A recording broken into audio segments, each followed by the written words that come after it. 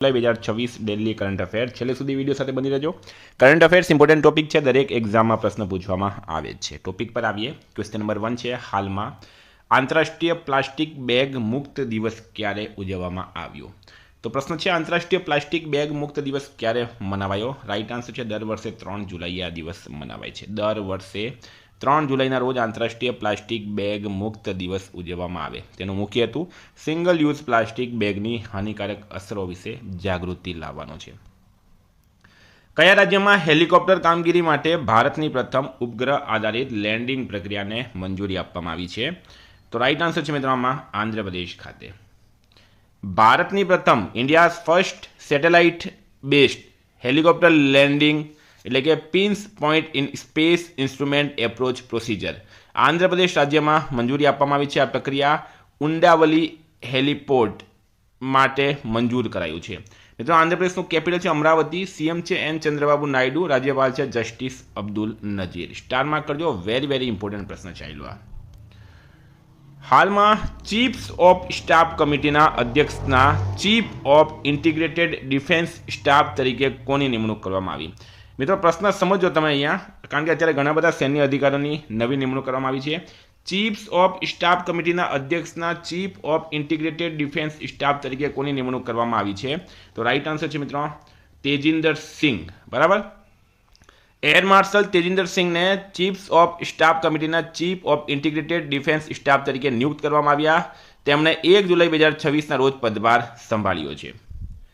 CM Bhupendra પટેલની જાહેરાત અનુસાર કયું શહેર દેશનું પ્રથમ 15 મિનિટ યોગા સિટી બનશે? 15 minute yoga city, right answer છે મિત્રો રાજકોટ સિટી। મુખ્યમંત્રી ભૂપેન્દ્ર પટેલે જણાવ્યું કે ગુજરાત 1.5 લાખ પ્રશિક્ષિત પ્રશિક્ષકો સાથે દેશમાં અગ્રેસર છે। આ સાથે તેમણે રાજકોટને દેશનું પ્રથમ 15 મિનિટ યોગા સિટી બનાવવાની જે હાલમાં ગંભીર સુકાઈ જવાને કારણે ચર્ચામાં હતી તે મુખ્યત્વે કયા રાજ્યમાં વહે છે? તો મિત્રો મલ્લપ્રભા નદી, હવે પ્રશ્ન તમને એમ પૂછવામાં આવશે કે હાલમાં ચર્ચામાં રહેલી મલ્લપ્રભા નદી કયા રાજ્યમાં વહે? તો રાઈટ આન્સર છે મિત્રો આમાં કર્ણાટક રાજ્યમાં। કર્ણાટકની કેપિટલ છે મિત્રો બેંગલુરુ, સીએમ છે ડીકે શિવકુમાર। જો આ બદલાઈ ગયા છે, પહેલા બીએસ યેદુરપ્પા હતા, સોરી પહેલા બીએસ યેદુરપ્પા બીજેપીના હતા, એના પછી જે છે કોંગ્રેસના ડીકે શિવકુમાર બન્યા, બરાબર। રાજ્યપાલ છે થાવરચંદ ગેહલોત। હવે મલ્લપ્રભા નદીનો ઉદ્ભવ પશ્ચિમ ઘાટના કંકુબી વિસ્તારમાં થાય છે। તેની લંબાઈ આશરે 304 કિલોમીટર છે। તે કુંડાલ સંગમ ખાતે કૃષ્ણા નદીમાં મળી જાય। મલ્લપ્રભા નદી ઉપર આવેલું નવિલ તીર્થ બંધ, જેને રેણુકા સાગર જળાશય સિંચાઈ અને પીવાના પાણી માટે ખૂબ મહત્વપૂર્ણ છે। અહીંયા તમારા 4 થી 5 પ્રશ્નો ક્લિયર થઈ ગયા।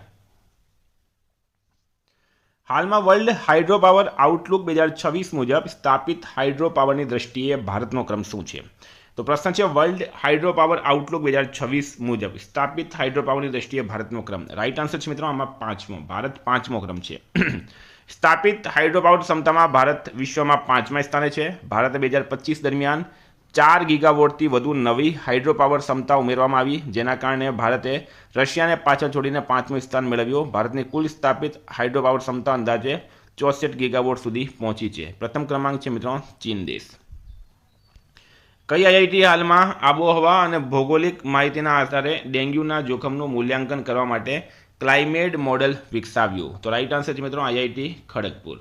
ડેન્ગ્યુના જોખમનું આબોહવા અને ભૌગોલિક માહિતીના આધારે મૂલ્યાંકન કરવા માટે ક્લાઇમેટ એટલે કે climate based mosquito and dengue risk estimation મોડેલનો વિકાસ Indian Institute of Technology Kharagpur દ્વારા કરવામાં આવ્યું હતું।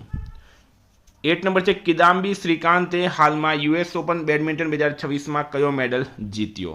તો મિત્રો રાઈટ આન્સર છે આમાં એમણે સિલ્વર મેડલ જીત્યો છે, બરાબર, સિલ્વર મેડલ। સેકન્ડ નંબર પર રનરઅપ રહ્યા છે। શ્રીકાંતે પુરુષ સિંગલ્સની ફાઇનલમાં સુ લી યાંગ સામે 15-21, 21-16, 9-21થી હાર સ્વીકારી અને રનરઅપ રહ્યા હતા। હાલમાં આરબીઆઈના નવા એક્ઝિક્યુટિવ ડાયરેક્ટર તરીકે કોની નિમણૂક કરવામાં આવી? રાઈટ આન્સર છે મિત્રો રવિશંકરની।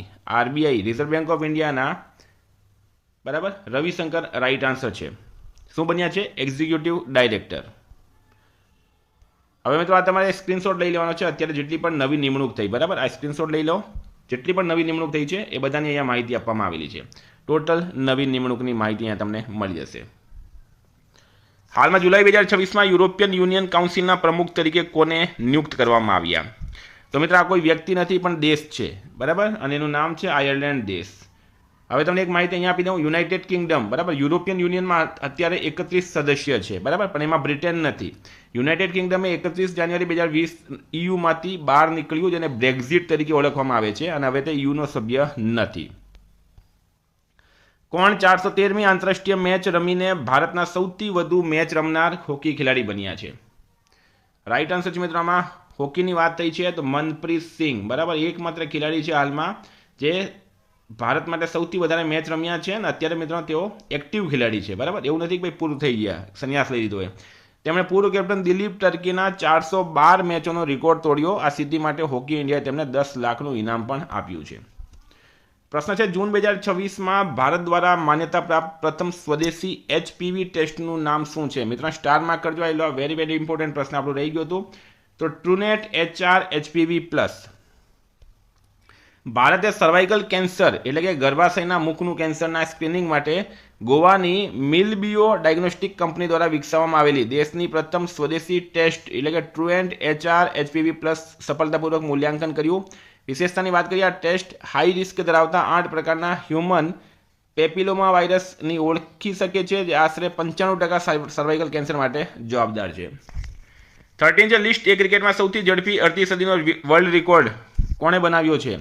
તો રાઈટ આન્સર મિત્રો વૈભવ સૂર્યવંશી. મોટાભાગના રેકોર્ડ અત્યારે એમના નામે જ છે. તેમણે માત્ર 11 બોલની અંદર અર્ધસદી ફટકારી અને શ્રીલંકાના કૌશલ્યા વીરારત્નના જે રેકોર્ડ હતો મિત્રો એને તોડી નાખ્યો. એનો રેકોર્ડ 12 બોલમાં હતો.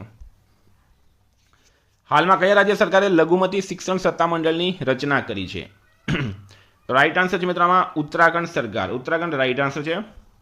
રાજ્યનું નામ છે ઉત્તરાખંડ. નવી સંસ્થાનું નામ છે સ્ટેટ માઇનોરિટી એજ્યુકેશન ઓથોરિટી. મિત્રો પહેલાં જે મદ્રેસા ચાલતા હતા ને એની જગ્યાએ હવે સ્ટેટ માઇનોરિટી એજ્યુકેશન ઓથોરિટી નામે નવી લઘુમતી શિક્ષણ સત્તામંડળની રચના ઉત્તરાખંડમાં કરવામાં આવી. મદ્રેસાનું સ્થાન લેશે જુઓ, બરાબર. 1 જુલાઈ 2026થી અમલમાં આવી ગયું છે. 54મી વર્લ્ડ રોઈંગ ચેમ્પિયનશિપ 2026 ક્યાં યોજાશે? 54મી વર્લ્ડ રોઈંગ ચેમ્પિયનશિપ 2026 ક્યાં યોજાશે? રાઈટ આન્સર છે મિત્રો આમાં નેધરલેન્ડ ખાતે. 54મી વર્લ્ડ રોઈંગ ચેમ્પિયનશિપ 2026નું આયોજન એમ્સ્ટરડમ નેધરલેન્ડ ખાતે કરવામાં આવશે. આ સ્પર્ધા 24થી 30 ઓગસ્ટ 2026 દરમિયાન બોસ્બાન રોઈંગ કોર્સ ખાતે યોજાશે. મિત્રો નેધરલેન્ડનું કેપિટલ છે એમ્સ્ટરડમ, કરન્સી છે યુરો, PM છે રોબ જેટેન. 16 ભારત સરકારે મલેશિયામાં પોતાના હાઈ કમિશનર તરીકે કોની નિમણૂક કરી? તો સોમનાથ ઘોષની નિમણૂક કરવામાં આવી છે. ભારત સરકાર દ્વારા મલેશિયામાં પોતાના હાઈ કમિશનર તરીકે સોમનાથ ઘોષની નિમણૂક કરાઈ. તો મિત્રો આ હતા કરંટના પ્રશ્નો. વાત કરી લઈએ રિવિઝનની.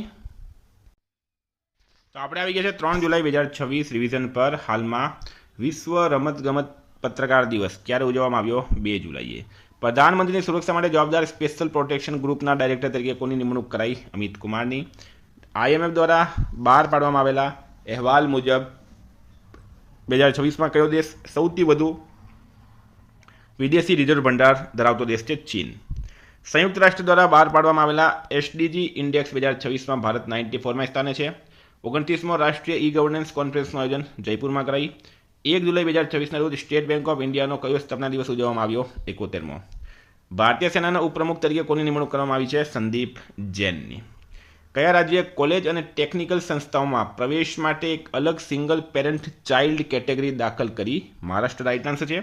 મહિલા T20 ઇન્ટરનેશનલમાં 600 ચોગ્ગા ફટકારનાર પ્રથમ ક્રિકેટર બની ગઈ છે સ્મૃતિ મંદાના. નેશનલ ગ્રીન હાઇડ્રોજન મિશનનો મુખ્ય ટાર્ગેટ વર્ષ 2030 સુધીમાં વાર્ષિક કેટલા મિલિયન મેટ્રિક ટન ઉત્પાદન ક્ષમતા? તો 5 મિલિયન મેટ્રિક ટન.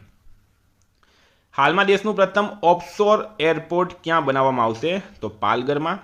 કયો દેશ ભારતીય UPI અપનાવનાર 10મો દેશ બન્યો? ગ્રીસ. 3 વર્ષ માટે HDFC બેંકના પાર્ટ ટાઈમ ચેરમેન તરીકે કોની નિમણૂક કરવામાં આવી? રાજીવ કુમારની. કયા રાજ્ય સરકારે ડીજી રોવર સ્પેશિયલ લેન્ડ મેજરમેન્ટ ઝુંબેશ શરૂ કરી? UP. મિત્રો ગઈકાલે પ્રશ્ન પૂછાયો CBDTના chairman Ravi Agrawal right answer હતું. આજનો પ્રશ્ન છે ગુજરાતમાં ભારત ટેક્સી સેવાનો પ્રારંભ કોણે કરાવ્યો? એનો જવાબ મિત્રો કમેન્ટ બોક્સમાં જણાવજો. નીચે